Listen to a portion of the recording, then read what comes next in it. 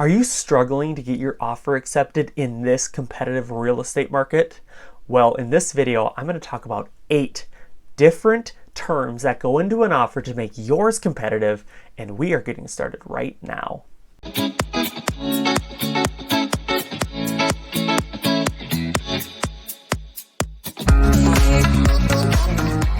Hey everyone, David Calhoun with Keller Williams Integrity Lakes. I am a realtor here in Minneapolis, Minnesota, and I post new videos about all things real estate every single week.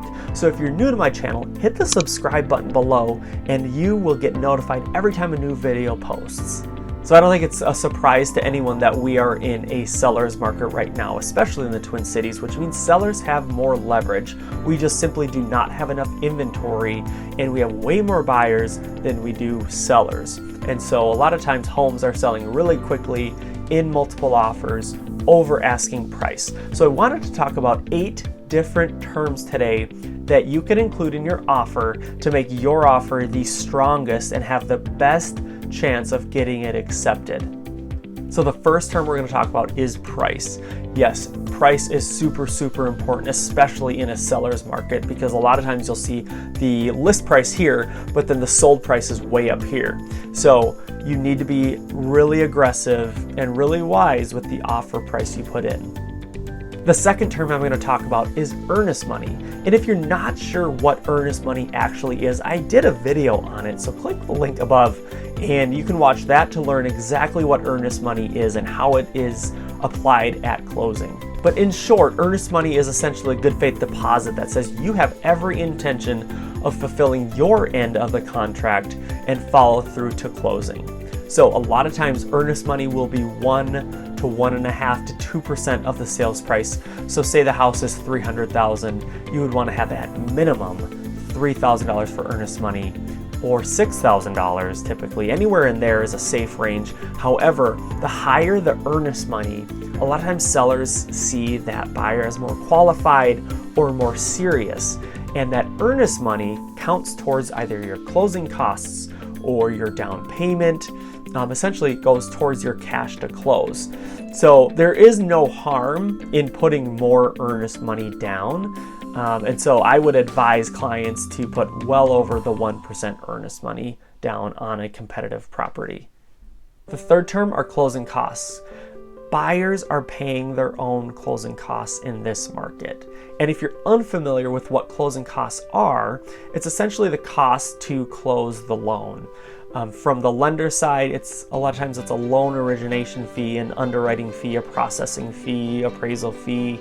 It's your prepaid taxes, your prepaid insurance. And so that is what you need to bring to closing in addition to your down payment. Now, in a buyer's market where buyers have more leverage, there's more inventory than buyers and homes are sitting. A lot of times buyers will ask the seller to pay either all of their closing costs or contribute to a portion of them. But with this market we're in right now, that is not the case. Buyers need to pay their own closing costs to be competitive. The fourth term is the close date. How flexible are you with your closing date? Do you have to be in something within the next 30 days, or could you wait 45 days or 60 days and really let the seller choose the close date?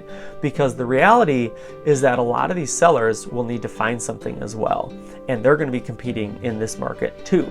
So they sometimes will need some flexibility with the close date. So if you are at all flexible, that is going to make your offer stand out. The fifth term is a rent back.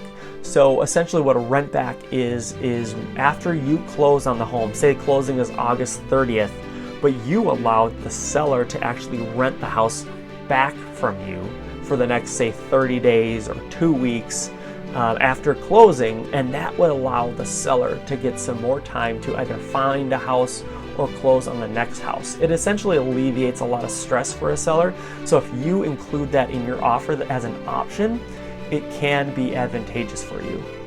The sixth term is the appraisal clause. And essentially the appraisal clause says that you as the buyer are willing to pay X amount over the appraised value in the event that the appraisal comes in low. The seventh item is an escalation clause. An escalation clause essentially says that you as the buyer will beat any other net offer by X amount. A lot of times you'll say, I as the buyer will beat any other net offer by $1,500 or $2,000. However, you need to prove that you actually have that offer. The eighth term is the inspection timeline. The shorter the inspection period, the more appealing it is to a seller. However, some buyers are waiving their right to an inspection in this market. I wouldn't advise that for every single client of mine. However, there are some instances where an inspection might not be necessary. So there you have it. These are the 8 levers you can pull in order to make your offer stand out in this competitive market. And unfortunately, you can do everything right with all these terms and you still might not win. I've had clients miss out on homes within the last few weeks and we've done every single thing right. Sometimes you just don't win. However, there will be the house out there that you do win, and in the end, my clients always say they are happy they didn't get that house that they offered on because this one is the right fit. So if you have any other real estate questions or you're considering a move to Minnesota, I will leave a link to a free relocation guide below. Click that and I'll send it to you.